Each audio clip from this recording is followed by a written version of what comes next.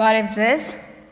սիրելի հայրենակիցներ, 9-րդ գումարման խորհրդարանի աշխատանքային երկրորդ օրն է և մենք քննարկում ենք ազգային ժողովի նախագահի ընտրության հարցը։ Պարոն Ռուբինյան, անկեղծ պետք է խոստովանեմ, երեկ զարմացած էի ձեր ելույթից, բովանդակությունից, հանգստությունից, հանդարտությունից, որովհետև երբ որ Տիկին Մանավազյանը ներկայացնում էր ձեր կենսագրությունը և ընդգծում էր ձեր հավասարակշիռ լինելը, անկեղծ ասած գործընկերների հետ հիշում էինք վերջին 1-2 տարվա ընթացքում, կներեք, բայց ոչ այդքան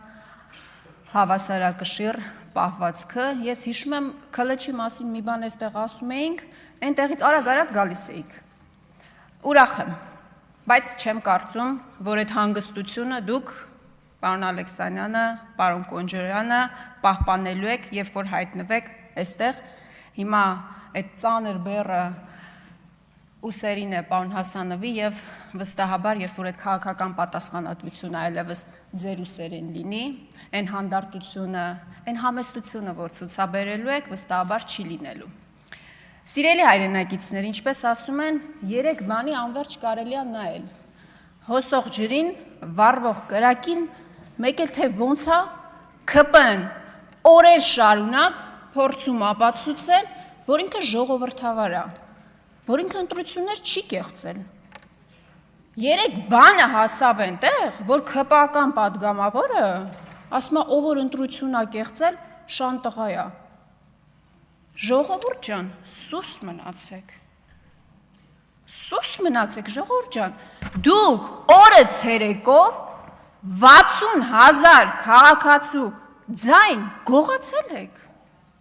Օրը ցերեկով եք գողացել։ Հա, քվյաթերթիկները չեք տարել, չգիտեմ, որտեղ պահել, չգիտեմ ինչեր չեք արել։ Պարոն Արայիկ Հարությունյան, շատ ուրախ եմ, որ այստեղ եք։ Ես վստահ եմ, որ մենք դեռ բազմաթիվ առիթներ ունենալու ենք տարատեսակ հարցերի շուրջ երկխոսություն ունենալու, շատ ուրախ եմ նրա համար։ Այո,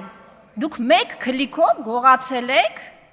60,000 քաղաքացու ձայն, դուք մանդատագողեր եք, փորձեք առերեսվել այդ իրականության հետ, դուք ժողովրդավարության հետ կապ չունեք այլևս, դուք ժողովրդավարության հետ կապ ունեք այնքան, որքան ընդդիմության վրա հարձակվող կարմիր բերետավորները դիվանագիտական արվեստի, դուք այդքան կապ ունեք ժողովրդավարության հետ, դուք ինչ կապ ունեք ժողովրդավարության հետ, բայց մանդատները գողանալով միայն չեք բավարարվել, դուք այդ մարդուն հիմա ունեզրկում եք, ես երբեք չեմ կիսել Գայք Ծառուկյանի քաղաքական ճաշակը,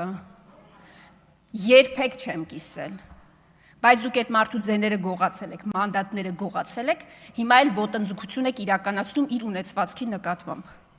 Գործընկերներ ջան, նկատել եք, այդ մարդը Արարատ անունով ինչ ունի, հիմա վերցնում են, ֆիքսել եք դա։ Ես վստահ եմ անգամ, որ ունեցվածքը չի հարցը, այդ ցուցանակներն է հարցը։ Արարատ կոնյակի գինու օղու կոմբինատի ցուցանակը հանելն է երևի հարցը։ Արարատ ցեմենտ գործարանի ցուցանակը հանելն է խնդիրը, դարպասներն էլ չի ոնց որ վստահեցնում եք։ Ես վստահ եմ, որ խնդիրը դա է։ Կամ պարոն Ալեքսանյան, մուլտիվելնեսը, եթե չեմ սխալվում, այնտեղ եք, չէ՞, մարզվում։ Այդ մարզվելու ընթացքում էիք հասկացել, որ ապօրինի շինարարությունը ու պետքա քաղաքապետարանը խլի, ու երբ որ պարզվում է գործընկերներ ջան, մերօրյա Հայաստանում, իրական Հայաստանում, ինչպես պնդում է այս իշխանությունը, երբ որ ցուցանակը փոխում ես, դառնում է օրինակը, մուլտիվելնես այլևս օրինակն է, որտեղ այս իշխանությունները խլել են, իրենց ցուցանակը փակցրել են։ Ես ուրախ եմ, պարոն Ալեքսանյան, որ դուք հիմա օրինական մարզասրահում եք այլևս ֆիզիկական հաջողություններ արձանագրելու։ Դուք կատակը մի կողմ, ժողովրդավարության բաստիոն էիք, չէ խոստանում,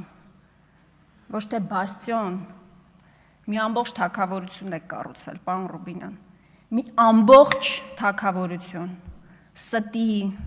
կեղծիքի, ապօրինությունների, անօրինականությունների, բռնաճնշումների,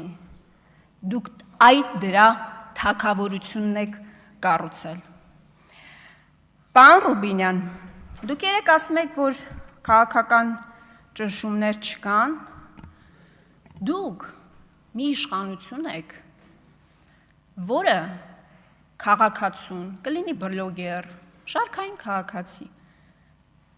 գրառման համար պոլին եք պարկացնում ոստիկանությունը,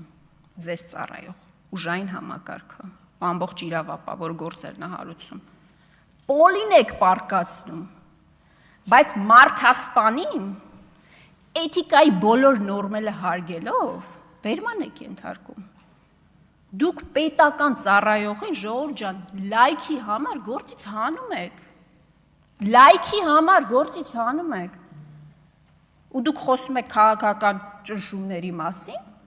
ազգային անվտանգության ծառայության խցիկից օդանավակայանի տեսանյութ է տարածվում, պարոն Ալեքսանյանը այնտեղից ասում է, հարցազրույց է տալիս լրագրողներին, ասում է, ես ինչ չիմանամ որտեղից է դուրս եկել, խցիկից է դուրս եկել այդ տեսանյութը, հասկանում եք, հետո Նիկոլ Փաշինյանը ուղիղ տեքստով ասում է, լավ ենք անում, դուք այդ իշխանությունն եք, դուք այլևս ձև չեք թափում անգամ փաթեթավորելու համար ձեր ընտրակեղծիքները, ձեր ապօրինությունները, ձեր բռնաճնշումները։ Վերջում, պարոն Ռուբինյան, երեք անկեղծ ասած ձեր ելույթից, որը անկեղծորեն այսպես հիացրեց ինձ, այո, բայց կեղծ էր, վստահաբար կեղծ էր, ժամանակ եք շահում հիմա, որ այստեղ իրավիճակը չլարվի, բոլորս ամեն ինչ շատ լավ հասկանում ենք, ինչև է,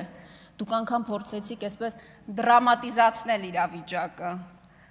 ասեցիք, որ այդ քաղաքական բռնաճնշումները այն ժամանակ էին,